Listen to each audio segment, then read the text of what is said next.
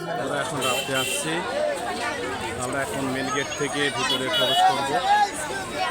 164তম রবীন্দ্রনাথের জন্মবার্ষিকী উদযাপন উপলক্ষে 25, 26, 27 বৈশাখ 1432 বঙ্গাব্দে আমরা এখন মেলার মধ্যে প্রবেশ করব। আমরা মেলার মধ্যে প্রবেশ করছি রাত্রে। দেখেন, এটা হচ্ছে মেলা গেট থেকে আমরা ভিতরে প্রবেশ করলাম।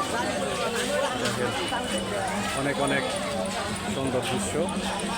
ছোটো ছোটো ছেলেদের রিমিঝিমি বেলুনের যে একটা সৌন্দর্য দৃশ্য, সেটা হচ্ছে। দেখেন, মেলা একটি আছে রাত্রে পরিবেশ, অনেক সুন্দর দৃশ্য।